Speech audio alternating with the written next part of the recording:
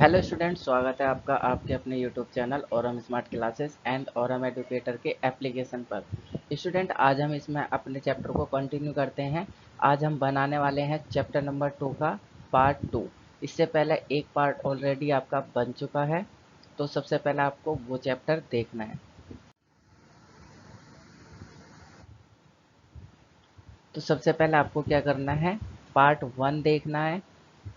उसके बाद आप देन पार्ट 2 को देखेंगे, क्योंकि अगर जब तक पार्ट 1 नहीं देखेंगे तब तक आपको कुछ चीज़ें समझ में नहीं आएंगी और चीज़ों को रिलेट नहीं कर पाएंगे। तो इसलिए आपको पहला पार्ट ज़रूर देखना है, उसके बाद देन ये दूसरा पार्ट आपको देखना है। तो इसमें हम पढ़ने वाले हैं क्या, कि भाई जो सोसाइटी होती है उसके कुछ नियम कानून भी होते हैं। अगर हम सोसाइटी में कुछ नियम कानून नहीं बनाएंगे तो क्या होगा, सोसाइटी बिखर जाएगी। जितने भी सोसाइटी के मेंबर होंगे वो क्या करेंगे, अपनी अपनी विचारधाराएं लेके आएंगे, अपने अपने जो उनका मन करेगा वो करेंगे, किसी की बात नहीं मानेंगे। तो इससे क्या होगा, समाज में अभद्रता फैलेगी। मतलब समाज क्या हो जाएगा, गंदा होना शुरू हो जाएगा और सब एक दूसरे से क्या करने लग जाएंगे, करने लग जाएंगे और धीरे धीरे समाज क्या हो जाएगा, टूटता चला जाएगा। तो इसलिए क्या होता है कि कोई भी अगर हम सोसाइटी बनाते हैं या फिर हम समाज बनाते हैं, तो समाज में क्या होते हैं, समाज के कुछ नियम कानून होते हैं। तो इसी चैप्टर में हम क्या करेंगे, उन्हीं चीज़ों को डिस्कस करेंगे।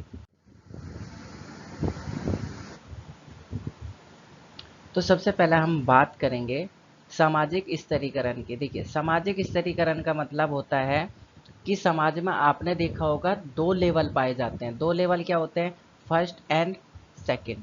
फर्स्ट लेवल क्या होता है, जिन्हें हम गरीब बोलते हैं, है ना। और सेकंड लेवल क्या होता है, जिन्हें हम अमीर बोलते हैं। तो दो ही तरीके के लोग क्या होते हैं समाज में पाए जाते हैं, छोटा और बड़ा, ऊंच और नीच, है ना। दो ही स्तरीकरण होते हैं। तो हम देखते हैं कि समाज के अंतर्गत पाए जाने वाले समूहों का ऊंचा और नीचा यानी कि छोटा और बड़ा, इस आधार पर उनको बांटना क्या कहलाता है, सामाजिक स्तरीकरण कहलाता है। अगर आपसे पूछा जाए कि सामाजिक स्तरीकरण किसे कहते हैं, तो स्तरीकरण का मतलब होता है डिवाइड होना। स्तरीकरण का मतलब होता है डिवाइड होना। और सामाजिक मतलब होता है समाज। यानी कि जब समाज को दो भागों में डिवाइड कर दिया जाता है, यानी कि उसमें किसके आधार पर, या तो अमीरी गरीबी के आधार पर, या फिर इनकम के आधार पर, या फिर आप खाने के आधार पर, तो वो सब कुछ अलग होता है। तो समाज में सिर्फ दो ही तरीके के लोग रहते हैं, एक अमीर वर्ग रहता है और दूसरा, एक अमीर वर्ग और दूसरा गरीब वर्ग। ये दो ही प्रकार के क्या होते हैं, स्तरीकरण होते हैं। अगर हम बात करें सामाजिक स्तरीकरण की विशेषताएं क्या क्या होती हैं, मतलब उसके अंदर क्या क्या क्वालिटीज होती हैं, क्या क्या विशेषताएं हैं। तो अगर हम बात करें सबसे पहले कि जो स्तरीकरण होता है उसकी प्रकृति क्या होती है, सामाजिक होती है। सामाजिक प्रकृति का मतलब हम ये कह सकते हैं कि जो समाज होता है वो पहले से ही ऑलरेडी अपने आप को डिवाइड करके चलता है। मतलब जब समाज बनता है तो समाज ऑलरेडी पहले से ही अपने आप को डिवाइड करके चलता है। आपने देखा होगा कि अगर एक बच्चा अंबानी के यहाँ पर पैदा हो रहा है तो वो ऑलरेडी पैदा होते ही अमीर हो गया। लेकिन एक बच्चा रिक्शे वाले के घर पैदा हो रहा है या फिर झुग्गी झोंपड़ियों में पैदा हो रहा है, तो वो पैदा होते ही क्या हो जाता है, गरीब हो जाता है। तो इसका मतलब क्या है, वो आगे चल के उसी तरीके की कैटेगरी को अपना लेता है। तो यही क्या होता है, इसीलिए इन्होंने बोला जो स्तरीकरण होता है वो नेचुरल सोसाइटीज होता है, यानी कि नेचुरल, वो पहले से ही हमारे नेचर में मौजूद होता है। अगर हम नेक्स्ट बात करें, स्तरीकरण काफ़ी पुराना होता है, मतलब काफ़ी पुराना हो चुका है। ये पहले के जो लोग थे, जब हमारी सोसाइटी बननी शुरू हुई थी, पहले जो हमारे आदि मानव थे, आदि मानव धीरे धीरे विकसित होना शुरू हुए। उसके बाद वो समाज में रहना लगे, समाज में रहने के बाद वहीं से ये सारी चीज़ें शुरू हुई थी। उसके बाद में प्रत्येक समाज में स्त्रीकरण पाया जाता है। आप किसी भी समाज को ले लो, किसी भी समाज को उठा लो, पर्टिकुलर, मैं किसी एक पर्टिकुलर समाज के बारे में नहीं बोल रहा हूँ, आप किसी भी समाज को उठा लो। आप अपने अपने समाज में देखो, अगर कोई अलग अलग समाज का इस वीडियो को देख रहा है तो आप अपने समाज में देखो, अपनी सोसाइटी में देखो, वहाँ पर अमीर भी होंगे और गरीब भी होंगे, है ना। वहाँ पर आपको हर तरीके के लोग मिलेंगे। तो इसलिए क्या कह रहा है, समाज में प्रत्येक क्या होते हैं, स्तरीकरण पाया जाता है। ठीक है, नेक्स्ट अगर हम बात करें समाजीकरण के भिन्न, विभिन्न, विभिन्न मतलब होता है भिन्न भिन्न, अलग अलग रूप होते हैं, जैसे कि आयु, वर्ग और जाति। समाज में आपको देखिए स्त्रीकरण मैंने आपको पहले ही बता दिया, स्त्रीकरण का मतलब होता है समाज को बांट देना। अब जब समाज को हम बांट सकते हैं, चाहे वो आयु के आधार पर बांटे, है ना, या फिर हम उसको जाति के आधार पर बांट सकते हैं, या फिर हम उसको अमीरी और गरीबी के आधार पर बांट सकते हैं जैसे यहाँ पर दिया हुआ है, या फिर हम उसको वर्ग के आधार पर बांट सकते हैं कि हिंदू मुस्लिम सिख ईसाई ये सब क्या होते हैं। उसके बाद में हम उसके अंदर जाति बांट सकते हैं, उस जाति के अंदर भी उप जातियाँ होती हैं, तो उसके आधार पर वो क्या होता है, स्त्रीकरण कर दिया जाता है। नेक्स्ट अगर हम बात करें स्त्रीकरण के, जीवन शैली में भिन्नताएं पाई जाती है। जीवन शैली मतलब रहना सहना, दिन में वो क्या क्या करते हैं, क्या क्या खाते हैं, क्या क्या त्योहार मनाते हैं, तो ये हर सोसाइटी का, हर स्त्रीकरण का एक अलग रूप होता है। आप जातिवाद भी देखिए, जाति में भी अलग अलग तरीके की चीज़ें होती हैं। आप एज वर्ग में भी चले जाइए तो अलग अलग अलग अलग व्यवहार करते हैं। आप देखेंगे 15 साल से नीचे के बच्चे अलग व्यवहार करते हैं, 5 साल से नीचे के बच्चे अलग व्यवहार करते हैं, उसके बाद 15 से 20 इसके ऊपर चले जाओ तो अलग व्यवहार करते हैं, फिर 30 से ऊपर के लोग अलग व्यवहार करते हैं, 50 से ऊपर के लोगों का व्यवहार ही अलग हो जाता है। तो मतलब क्या होता है, ये अलग अलग इनकी जीवन शैली है, रहना सहना बोलना चलना, ये सब क्या होता है इनका डिफरेंट डिफरेंट होता है। यही क्या होता है सामाजिक स्त्रीकरण की विशेषता है। ओके,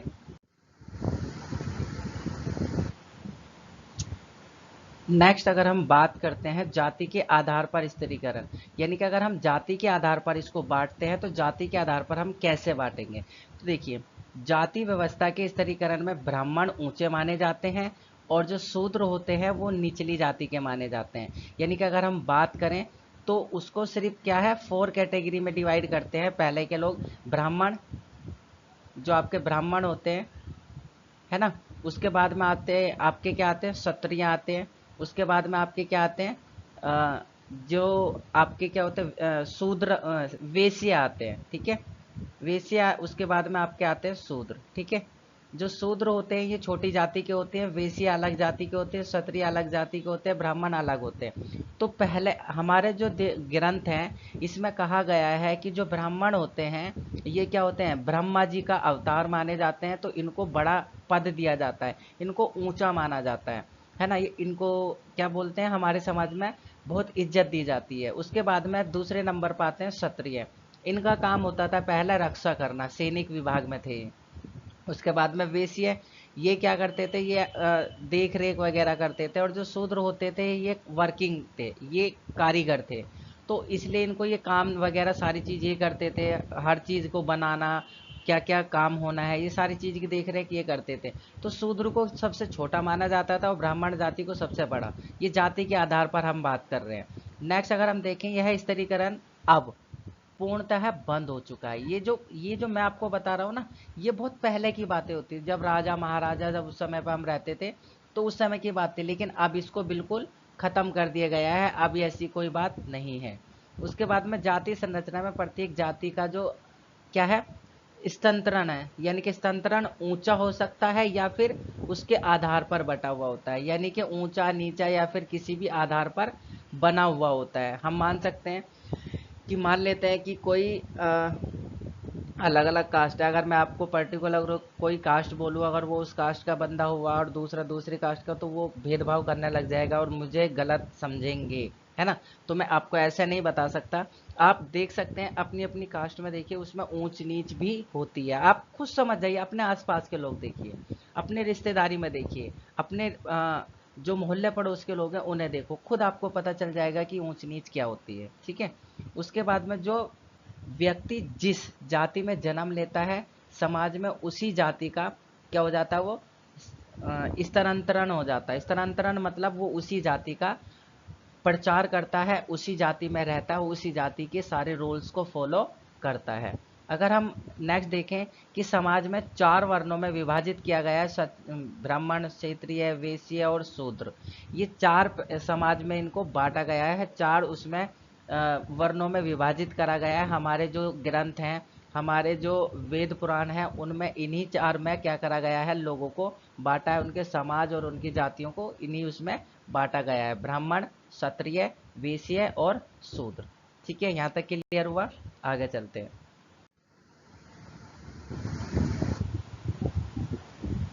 नेक्स्ट अगर हम बात करें जाति व्यवस्था के बदलते प्रतिमान, यानी कि जैसे जैसे लोग आगे चलते चले गए, पढ़ते चले गए, स्कूल जाने लगे, समझ आने लगी, तो वैसे वैसे जाति व्यवस्था भी बदलने लगी, है ना। आज की डेट में बहुत कम ऐसे लोग हैं जो जाति व्यवस्था को मानते हैं, जाति प्रथा को मानते हैं। अदरवाइज 90% लोग जाति प्रथा को नहीं मानते, जो आज की जनरेशन के। तो इससे क्या है, वो पढ़े लिखे हैं, वो सारी चीज़ों को समझते हैं। तो जो अच्छा पढ़ जाता है, अच्छे पढ़े लिखे तबके के लोग हैं, तो वो इन चीज़ों पर विचार नहीं करते। तो खान पान संबंधी प्रतिबंध, उसमें जो प्रतिबंध थे, उसमें आपका परिवर्तन देखने के लिए मिला है। मतलब अगर हम बात करें, पहले के लोग अलग तरीके का खाना खाते थे, आज की डेट में अलग तरीके से खाते हैं, है ना। आपने देखा होगा पहले के जो लोग होते थे, जो पहले के लोग थे, वो आप कभी भी देखना कि उनके खाने में भी डिफरेंस होता था, उनके हर चीज़ में डिफरेंस होता था। लेकिन आज की डेट में क्या है, कोई डिफरेंस नहीं है, सब एक साथ खाते हैं, सब एक ही तरीके का खाना खाने लग गए हैं। नेक्स्ट, व्यवसायिक प्रतिबंधों में भी क्या है, परिवर्तन आया है, काम काज में भी परिवर्तन आया है, विवाह से संबंधित रीति रिवाज में भी परिवर्तन देखने को मिला है, और शिक्षा से संबंधित परिवर्तन भी देखने के लिए मिले हैं। अगर आपसे पूछे जातिवाद में कौन कौन से परिवर्तन आए, तो खाने पीने का परिवर्तन आया है, खान पान का। व्यवसायिक परिवर्तन आया, व्यवसायिक मतलब काम, जो काम वगैरह हम करते हैं उसमें भी परिवर्तन देखने को मिला है। विवाह से संबंध पर जो परिवर्तन है वो देखने के लिए मिला है। शिक्षा से संबंधित परिवर्तन भी देखने को मिला है। नेक्स्ट, अगर हम बात करें वर्ग के आधार पर स्तरीकरण। वर्ग मतलब क्या होता है, देखो, वर्ग के आधार पर स्तरीकरण का मतलब होता है जन्म पर ये आधारित नहीं होता है, ये वर्ण, कार्य, योग्यता, कुशलता, शिक्षा, विज्ञान पर आधारित होता है। मतलब अगर बच्चे ने कभी जन्म लिया है तो उसके जन्म पर ये आधारित नहीं होता है, ये डिपेंड करता है कि उसका समाज में क्या रेपुटेशन है, क्या चीज़ है। यानी कि उसमें कार्य कुशलता है, योग्यता है, या शिक्षा है, विज्ञान, मतलब अलग तरीके की उसकी सोच है, तो वो अलग तरीके का वर्ग में कर दिया जाएगा। नेक्स्ट, अगर हम बात करें वर्ग के द्वारा सबके लिए, मतलब जो अगर हम बोले ना कि वर्ग क्या होता है, वर्ग एक ऐसी चीज है, इसमें आप कोई भी अपनी कुशलता को लेकर आ सकता है। बोलते हैं ना, हमेशा इसके दरवाजे खुले रहते हैं। जैसे आप पढ़े लिखे हैं, है ना, आप पढ़ रहे हैं, धीरे धीरे धीरे धीरे आप जब अच्छा पढ़ जाएंगे, आप कोई गवर्नमेंट अफसर बनेगा, कोई कुछ बनेगा, कोई कुछ बनेगा। तो मतलब अगर कोई गवर्नमेंट अफसर बनेगा तो वो गवर्नमेंट कैटेगरी में आ जाएगा, वो ऑलरेडी वर्ग अलग, उसका वर्ग बन जाएगा। कोई पढ़ेगा लिखेगा नहीं, वो अपनी सोसाइटी अलग से बना लेगा। तो मतलब ये सारी चीज़ें होती हैं, इसका दरवाज़ा हमेशा खुला है, बस आपके अंदर एबिलिटी होनी चाहिए, आपके अंदर काबिलियत होनी चाहिए। सारी चीज़ ये योग्यता, कार्य, शिक्षा, कुशलता, विज्ञान या फिर नौकरियां, ये आपके बुलाना चाहती हैं, बस आपके अंदर एबिलिटी होनी चाहिए। आप कितना अच्छा पढ़ते हैं और कितना अपना एजुकेशन बहुत अच्छी डेवलप करते हैं, तो उसी हिसाब से आपका वर्ग बनता है। व्यक्ति अपने वर्ग को बदल सकता है अगर प्रयास करे तो, है ना। अगर वो चाहे तो वो अपने वर्ग को बदल सकता है। वो चाहे, बोलते हैं ना यार हम, कि हमारा बाप भी गरीब था, हम रिक्शा चलाते हैं, हम ये फल बेचते हैं, हम ये करते हैं, हम वो करते हैं। तो नहीं, अगर आपके पिताजी रेडी चलाते हैं, रिक्शा चलाते हैं, तो आप अच्छा पढ़ लिख कर क्या कर सकते हैं, उनके वर्ग को बदल सकते हैं, आप अपनी पूरी सोसाइटी चेंज कर सकते हैं, आप अपना वर्ग चेंज कर सकते हैं। अगर आप मध्यम निम्न वर्ग में आते हैं तो आप मेहनत कर कर, अच्छा पढ़ लिख कर आप उच्च वर्ग में भी आ सकते हैं। तो इसलिए वर्ग को कितने 4 भागों में डिवाइड करा गया है, उच्च वर्ग, मध्यम वर्ग, निम्न वर्ग और कृषक वर्ग। कृषक वर्ग में जो किसान लोग होते हैं, जो गांव में खेती वगैरह करते हैं, वो ये लोग आते हैं। धीरे धीरे फिर वो डेवलप होते हैं, और डेवलप होने के बाद में फिर वो उच्च वर्ग की ओर निकल जाते हैं। तो अगर आपसे एमसीक्यू में पूछा जाता है वर्ग के प्रकार कितने होते हैं, या फिर आपसे पूछे कि निम्नलिखित में से वर्ग वर्ग के कौन से प्रकार नहीं हैं, तो आपको एक, दो, तीन मतलब गलत दे देगा और एक ठीक दे देगा, या फिर आपको 3 ठीक दे देगा, एक गलत दे देगा, उसमें से आपको टिक करना होगा। तो ये सारी चीज़ें आपको याद होनी चाहिए। ठीक है, नेक्स्ट चलते हैं।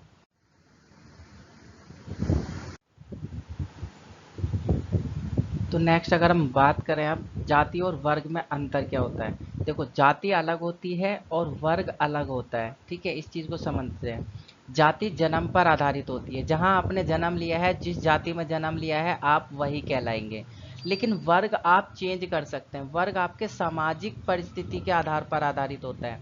समाज में आप कैसे रहते हैं, समाज में आपका रुतबा क्या है, समाज में आप किस वर्ग में आते हैं, समाज में क्या आपकी रेपुटेशन है, वो आपका वर्ग डिसाइड करता है।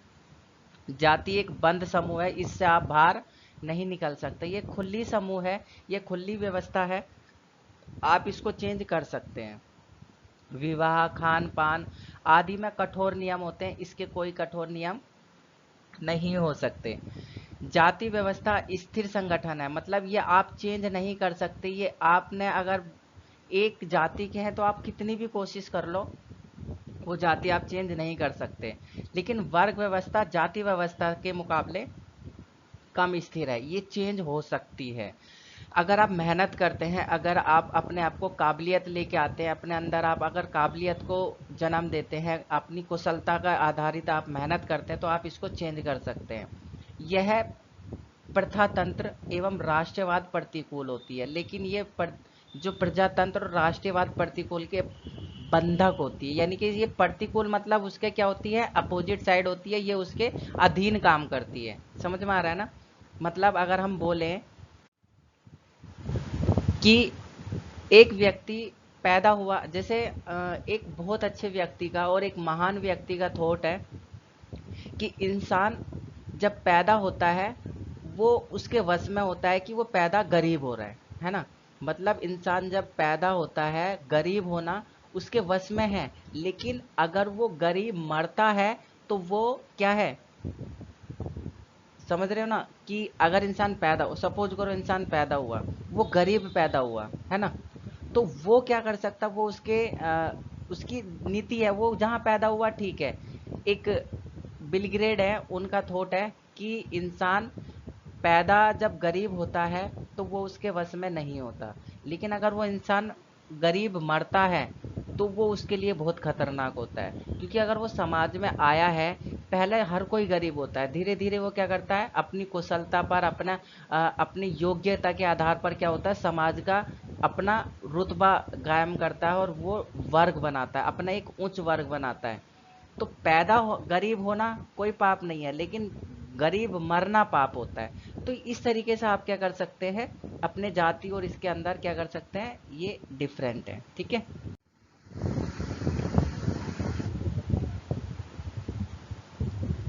नेक्स्ट अगर हम बात करते हैं सामाजिक परिस्थिति की।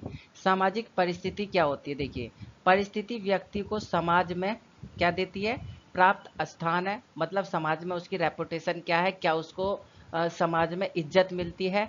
तो परिस्थिति को प्रमुख तौर पर दो भागों में क्या करा गया है, बांटा गया है। और किसने बांटा था? Ralph Linton. याद रखना, रोल्फ लिंटन। जो रोल्फ लिंटन थे, इन्होंने समाज के अंदर जो परिस्थिति है उसको दो भागों में डिवाइड किया था। अगर आपसे एमसीक्यू में पूछता है, एमसीक्यू के अंदर अगर आपसे पूछता है कि सामाजिक परिस्थिति को किसने दो भागों में बांटा था, तो रोल्फ लिंटन ने बांटा था। या फिर आपसे पूछ सकता है कि रोल्फ लिंटन ने सामाजिक परिस्थिति को कितने भागों में बांटा था, तो दो भागों में बांटा था। वे दो परिस्थिति हैं आपकी, प्रदत्त परिस्थिति और अर्जित परिस्थिति। प्रदत्त परिस्थिति मतलब होता है, प्रदत्त का मतलब होता है जो पैदाइश मिलती है, पैदाइश मतलब जन्म के आधार पर होती है, उसको बोलते हैं प्रदत्त परिस्थिति। तो प्रदत्त परिस्थिति जन्म पर आधारित होती है, जो कि बिना किसी प्रयास के स्वयं ही अपने आप मिल जाती है, इसके लिए कोई प्रयास करना नहीं पड़ता। जैसे कि जाति, नातेदार मतलब जो रिश्तेदार होते हैं वो, जन्म, लिंग भेद और आपका आयु भेद, ये सब क्या होते हैं, जन्म के आधार पर ही डिसाइड कर दिए जाते हैं। जैसे ही आप पैदा होते हैं तो ये सारे रिश्ते ऑटोमेटिकली, ये सारे चीज़ें आपको मिल जाती हैं। लेकिन अर्जित, अर्जित का मतलब होता है प्राप्त करना, ध्यान रखना, प्राप्त करना। ठीक है, अर्जित मतलब होता है प्राप्त करना। तो अर्जित का मतलब प्राप्त करना कि जिन पदों को या स्थानों को आप समाज में आते हैं और अपने व्यक्तिगत गुणों के आधार पर प्राप्त करते हैं। मतलब आप समाज में आते हैं, आप समाज में रहकर अपने गुणों के आधार पर, अपने कुशलता के आधार पर, अपने स्किल के आधार पर आप क्या करते हैं, उसको प्राप्त करते हैं, अर्जित करते हैं। तो उन्हें हम बोलते हैं अर्जित परिस्थिति। वो कौन कौन सी हो सकती हैं? शिक्षा, है ना, जैसे कि पढ़ लिख कर आप अच्छे सोसाइटी में आप बढ़िया नौकरी कर रहे हैं, आईएएस बन गए, पुलिस वाले बन गए, टीचर्स बन गए, है ना। अदरवाइज और बहुत सारी चीज़ें हैं जो प्रोफेसर्स हैं, या फिर और किसी डिपार्टमेंट में आप जा सकते हैं। तो वो क्या होता है, शिक्षा आपको समाज में आकर ही सीखनी पड़ती है। प्रशिक्षण मतलब आपका होता है, प्रशिक्षण का मतलब होता है ट्रेनिंग, यानी कि आप यहाँ पर काम करेंगे, उसको सीखेंगे, जिसे हम स्किल बोलते हैं, हुनर बोलते हैं।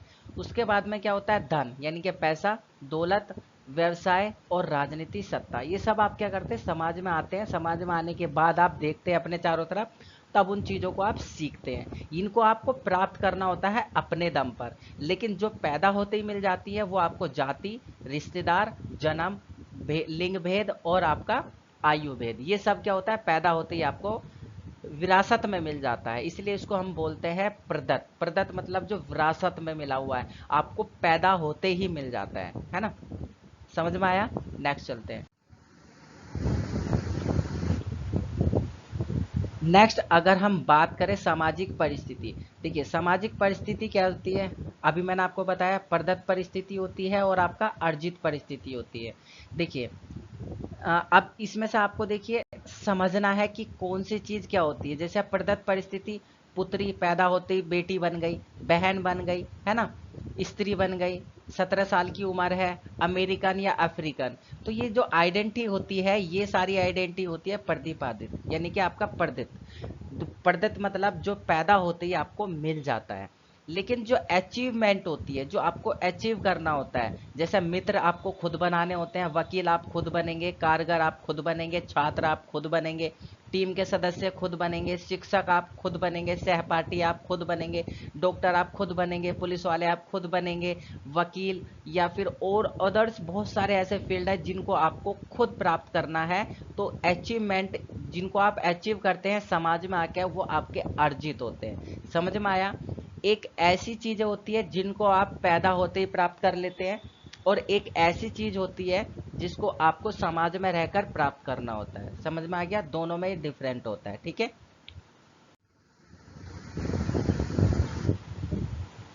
नेक्स्ट अगर हम बात करें, जो आपकी जो परिस्थिति होती है, जो परिस्थिति होती है, उसके बाद में आपका प्रतिष्ठा, परिस्थिति और प्रतिष्ठा।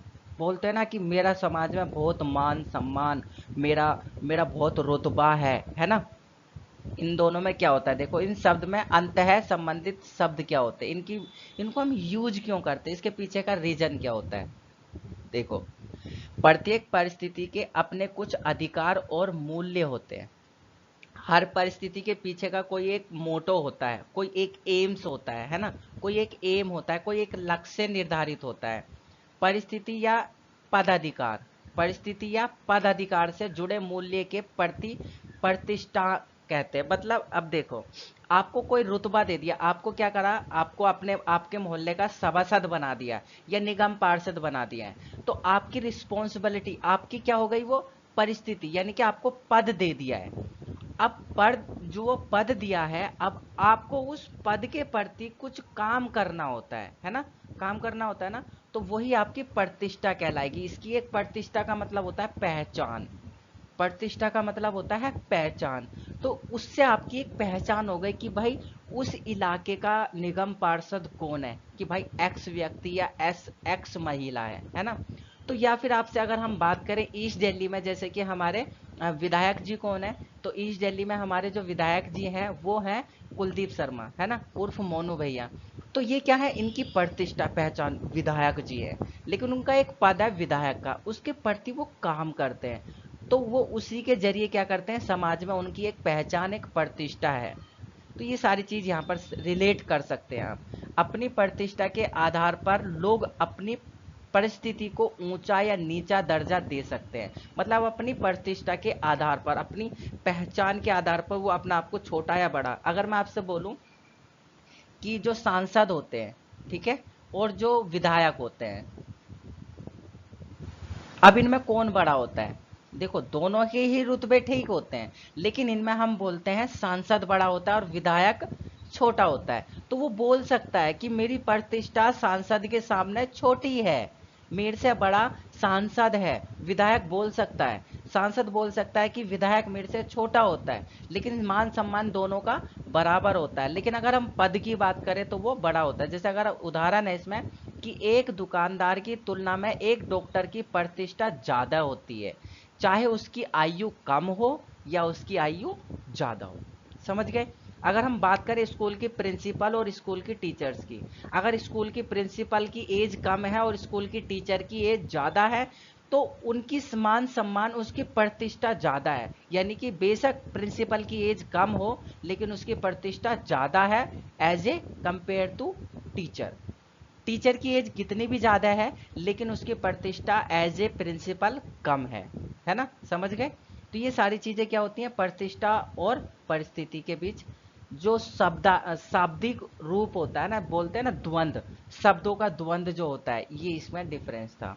अगर हम बात करें इसकी भूमिका की, यानी कि जिस जो कोई भी व्यक्ति है, जिसे व्यक्ति या फिर जिस व्यक्ति या कोई भी व्यक्ति जिसकी परिस्थिति के अनुरूप निभाता है, मतलब अगर हम बात करें वो अपनी परिस्थिति के अनुरूप क्या करता है, अपना रिश्ता निभाता है, अपने दायित्व निभाता है, अपनी भूमिका प्रतिष्ठा, यानी कि वो सारी चीज उसके पक्ष में होती हैं। जैसे अगर हम बात करें जो विधायक जी की, अगर हम बात करें, अगर विधायक जी अपनी भूमिका सही समय पर निभाते हैं और अपना सारा काम अच्छे से करते हैं, तो लोगों के मन में उसकी प्रतिष्ठा बढ़ेगी, उसकी भूमिका बढ़ेगी, उसका महत्व बढ़ेगा।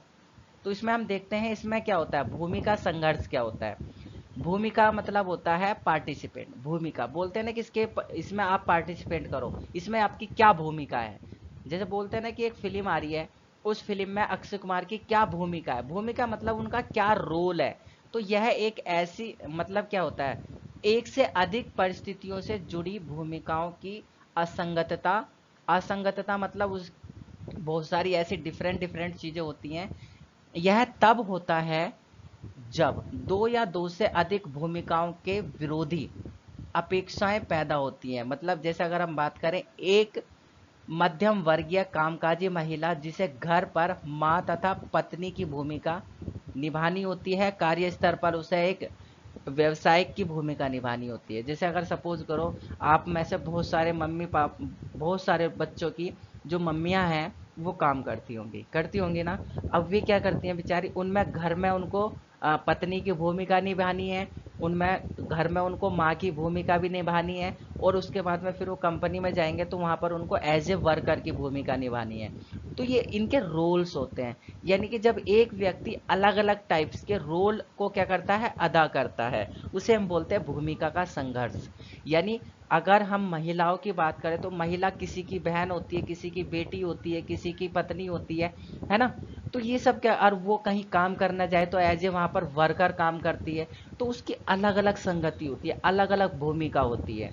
तो इसमें क्या होता है, उनके बीच संघर्ष चलता रहता है। घर में करो, फिर घर का काम करो, ये करो, फिर उसके बाद कंपनी में जाके काम करो, फिर कंपनी से काम करके आओ, फिर घर पे काम करो। तो ये उनके बीच में क्या चलता रहता है, संघर्ष चलता रहता है। समझ में आया?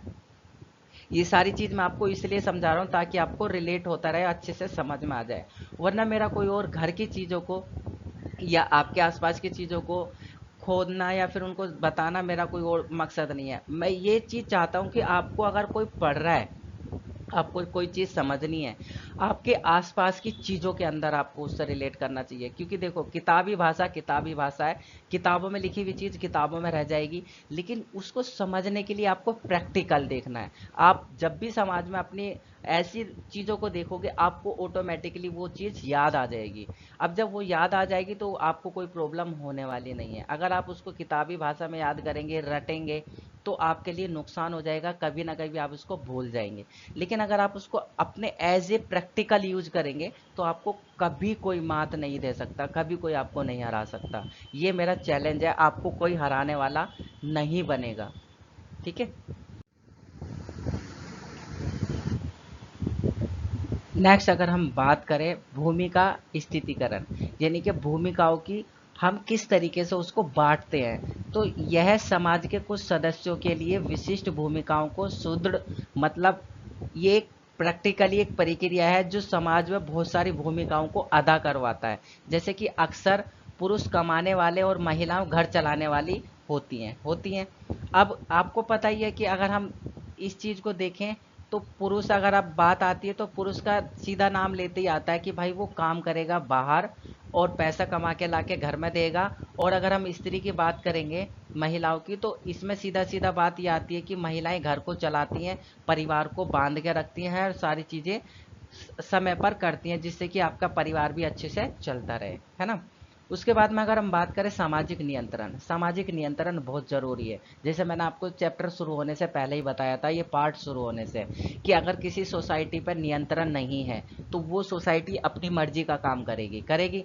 तो उससे क्या होगा, समाज में अभद्रता फैलेगी, मारपीट होगी, लूटपाट होगी, तो बहुत सारे क्राइम होने के खतरे होते हैं। इसलिए समाज पर नियंत्रण होना बहुत ज़रूरी है।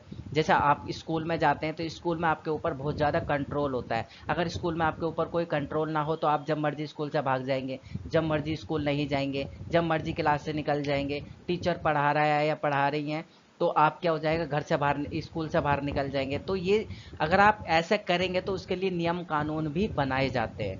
तो क्या होता है, सामाजिक नियंत्रण मतलब होता है कि ऐसी प्रक्रिया होती है जिसके द्वारा समाज में व्यवस्थित, यानी कि व्यवस्था को स्थापित किया जाता है, व्यवस्था बनाई जाती है, जिससे समाज आपका अच्छे से चल सके। ये बहुत ज़रूरी है और समाज के लिए सबसे इम्पोर्टेंट कार्य है। अगर हम कोई भी काम करते हैं, कोई भी चीज़ करते हैं, तो सबसे पहले नियम कानून बनाते हैं, है ना। उसके बाद में सामाजिक नियंत्रण की आवश्यकता या महत्व, इसकी क्यों आवश्यकता पड़ती है। अगर आपसे पूछा जाए कि समाज तो ऐसे ही चल जाएगा, उसके लिए नियंत्रण होना क्यों जरूरी है, उसकी आवश्यकता क्यों होती है, तो आप बताएंगे कि सामाजिक व्यवस्था को स्थापित करने के लिए, उसकी व्यवस्था को बनाए रखने के लिए नियम कानून जरूरी है।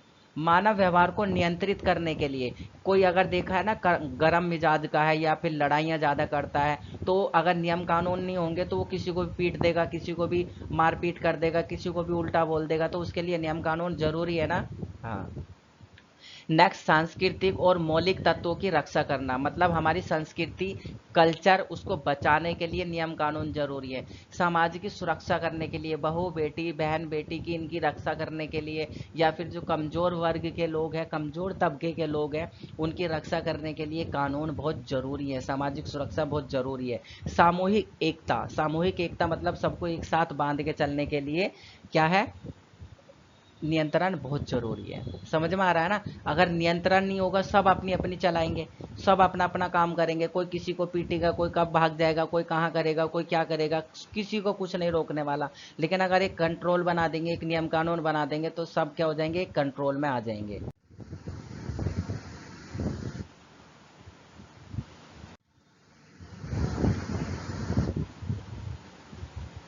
नेक्स्ट, अगर हम बात करें सामाजिक नियंत्रण के प्रकार की, सामाजिक नियंत्रण कितने प्रकार का होता है, तो सामाजिक नियंत्रण दो प्रकार का होता है, औपचारिक नियंत्रण, एक अनौपचारिक नियंत्रण।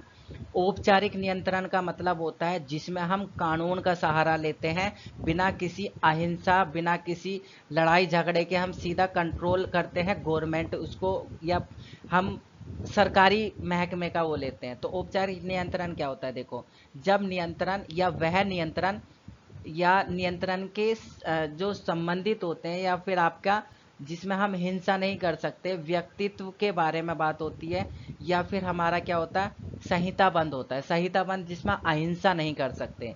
व्यवस्थिगत मतलब आपका व्यवस्थित मतलब एक सिस्टम के तहत।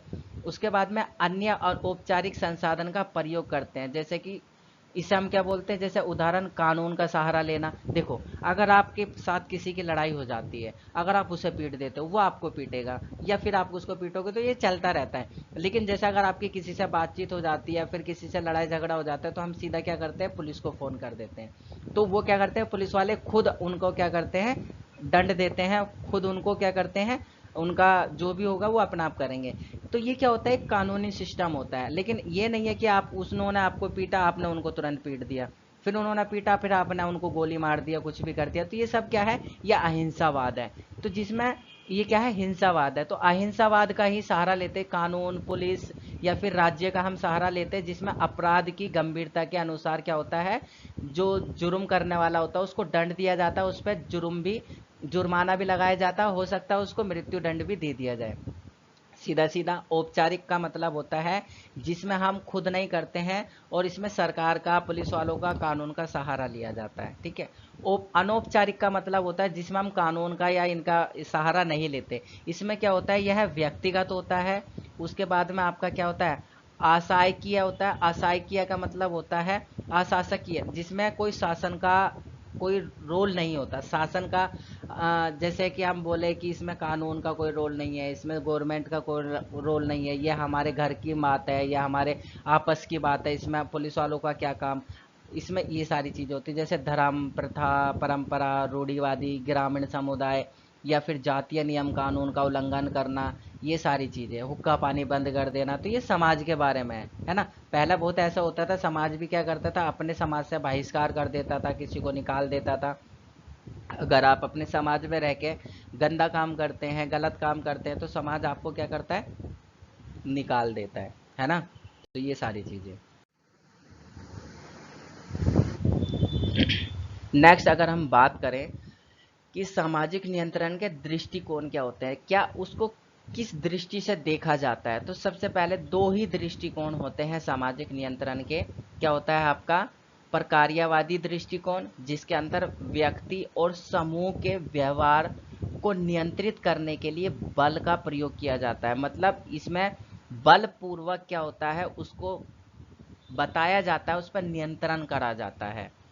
दूसरा इसका पॉइंट है कि समाज में व्यवस्था बनाए रखने के लिए मूल्यों और प्रतिमानों को भी लागू किया जाता है। दंड वगैरह या फिर चालान वगैरह या और सारी चीज़ों को इसमें शामिल किया जाता है। लेकिन संघर्षवादी दृष्टिकोण क्या होता है, समाज के प्रति वर्ग का बाकी समाज पर नियंत्रण को सामाजिक नियंत्रण के संसाधन के रूप में देखा जाता है। मतलब जब एक तबका क्या होता है, देखो इसमें समझना, समाज के भावी वर्गों को, प्रभावी जो वर्ग होते हैं, जो उच्च वर्ग होते हैं, बाकी समाज पर नियंत्रण करते हैं। जैसे कि बड़ा समाज वो क्या करता है, छोटे समाज पर ज़्यादातर राज करता है।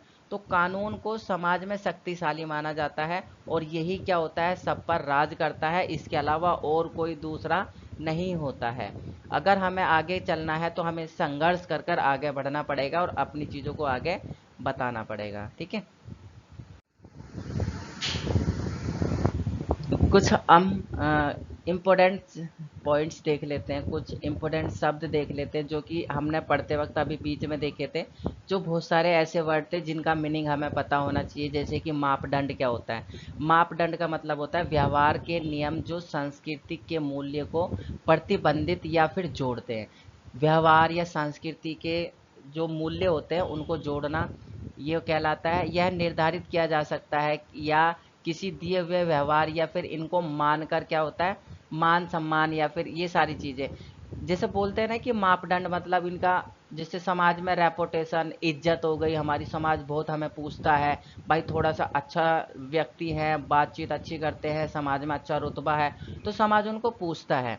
मापदंडों को हमेशा एक तरह से या फिर किसी अन्य स्वीकृति से क्या होता है, समर्थित, यानी कि उसको किसी को बताया जाता है, समाज में उसको एक रुतबा दे दिया जाता है कि भाई यह हमारे समाज के इज्जत या फिर सम्मानित व्यक्ति हैं। तो अगर हम समाज में कोई अच्छा काम करते हैं, फिर कोई सलाह लेनी होती है तो हम इनसे ले लेंगे। गांव में अभी भी ऐसा होता है ना। प्रतिबंधित मतलब होता है कि कठोर नियम लगाकर किसी को प्रतिबंध कर देना, है ना। उनके ऊपर कोई होता है, उस पर नियम कानून से या फिर किसी अन्य प्रकार के ऊपर उनके ऊपर क्या कर देते हैं, प्रतिबंध लगा देते हैं उनको। जैसे हुक्का पानी बंद कर देना या समाज में से उनका बहिष्कार कर देना या फिर उनको कुछ समय के लिए या 10-15 दिन के लिए समाज से बाहर कर देना कि आप समाज में नहीं रहेंगे। ये सारी चीज़ें प्रतिबंध होते हैं। संघर्ष मतलब आपको पता ही होता है कि हमें एक चीज़ के, अगर हम समाज में रहते हैं तो समाज में हमें निम्न वर्ग से मध्यम वर्ग में पहुंचने के लिए, मध्यम वर्ग से उच्च वर्ग में पहुंचने के लिए हमें क्या करना पड़ता है, हमें संघर्ष करना पड़ता है, ठीक है।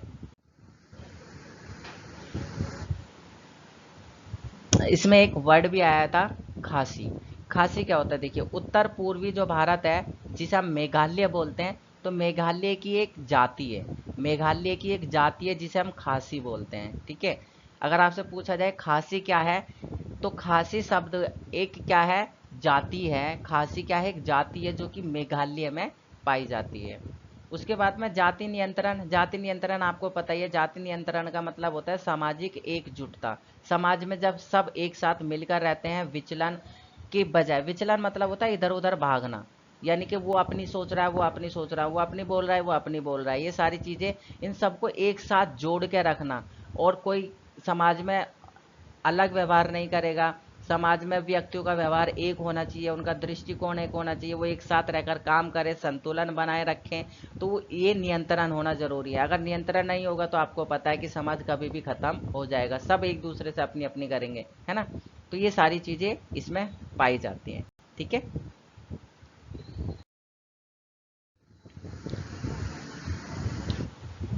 आई होप कि आपको ये वीडियो अच्छे से समझ में आई होगी। तो सेकंड चैप्टर हमारा क्या हो गया, कंप्लीट हो गया है, चैप्टर नंबर 2। इसके दो पार्ट बने हैं, पार्ट 1 और पार्ट 2। ठीक है, जो आप अभी देख रहे हैं पार्ट 2 है। तो ये दो पार्ट में क्या हो चुका है, आपका चैप्टर 2 खत्म हो चुका है। नेक्स्ट आपका चैप्टर 3 हम लेकर आएंगे, आपको देखने के लिए बहुत जल्दी मिल जाएगा। और चैप्टर 3 को जल्दी से जल्दी पढ़ने के लिए आप क्या कीजिए, हमारे चैनल को सब्सक्राइब कर लीजिए, वीडियो को लाइक ज़रूर कीजिए। और कोई चीज़ अगर आपको समझ में नहीं आई है तो आप मेरे से पर्सनली पूछ सकते हैं, आप मुझे कमेंट कीजिए, मैं आपको ज़रूर बताऊंगा और आपके डाउट मैं क्लियर करूंगा। और मेरे साथ कुछ बच्चों ने बोला है कि इम्पोर्टेंट क्वेश्चन बता दीजिए हमें, है ना। इम्पोर्टेंट क्वेश्चन देखिए, सबसे पहले हम क्या कर लेते हैं, चैप्टरों को क्लियर कर लेते हैं। उसके बाद में मैं आपको एमसीक्यू भी कराऊंगा, ऐसी बात नहीं है कि नहीं कराऊंगा, मैं आपको एमसीक्यू भी कराऊंगा और इनके इम्पोर्टेंट क्वेश्चंस भी कराऊंगा। आपको सारी चीज़ मिलेगी, इंपॉर्टेंट क्वेश्चंस भी मिलेंगे और इंपॉर्टेंट आपको एमसीक्यू भी मिलेंगे। आपके लिए एमसीक्यू भी, हर चैप्टर के एमसीक्यू लेके आऊँगा मैं, आपको हर चैप्टर के एमसीक्यू मिलेंगे। आपको पीडीएफ फॉर्म में भी ये सारे नोट्स मिलेंगे, मैं आपको बता दूंगा कि कहाँ पर आपको पीडीएफ फॉर्म में नोट्स मिलेंगे और सारे चैप्टरों के नोट्स मिलेंगे। ये एक सब्जेक्ट नहीं, आपको बहुत सारे जितने भी आपके पास सब्जेक्ट हैं सभी के आपको नोट्स मिलेंगे और फ्री ऑफ कॉस्ट मिलेंगे। तो मैं आपको ये बताऊंगा, बहुत जल्द बताऊंगा कि आपको ये कहाँ पर मिलने वाले हैं।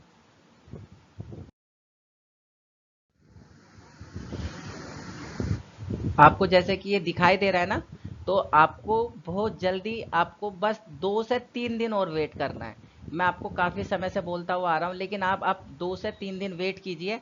ये एप्लीकेशन हमको प्ले स्टोर पर नज़र आ जाएगा। आपको क्या करना है, कैसे डाउनलोड करना है, कैसे फ्री ऑफ कॉस्ट आपको यहाँ पर पढ़ना है, वो मैं आपको ज़रूर बताऊँगा। तो सारी चीज़ आपको फ्री मिलने वाली है, आप टेंशन मत लीजिए। बस आप हमारे साथ बने रहिए, जुड़े रहिए, पेशेंस रखिए। आपको बहुत सारी चीज़ें, पेपर तक आप ये कहेंगे कि सर आपने बहुत अच्छे से समझाया और आपका पेपर बहुत अच्छे से जाएगा, ये मेरा प्रॉमिस है। आपको एक एक चीज़ आपको मिलेगी, उसके लिए आप बिल्कुल निश्चिंत रहिए, ये मेरा प्रॉमिस है आपसे। मिलेंगे हम आपको नेक्स्ट वीडियो में, तब तक पढ़ते रहिए और अच्छे से अपने आसपास की चीज़ों को भी देखिए, थोड़ा अभी दूरी बनाए रखिए एक दूसरे से, क्योंकि अभी कोरोना पूरी तरीके से गया नहीं है। और अपना ध्यान रखिए, है ना। तो पढ़ाई तो आप करते रहिए, बाकी आप हमारे ऊपर छोड़ दीजिए, कैसे आपको क्या पढ़ाना है, क्या चीज़ समय समय पर लेके आनी है, वो हम आपके लिए लेके आएंगे। मिलेंगे हम नेक्स्ट वीडियो में, तब तक के लिए जय हिंद, जय भारत। अपना नाम रोशन करिए, अपने टीचर का नाम रोशन करिए।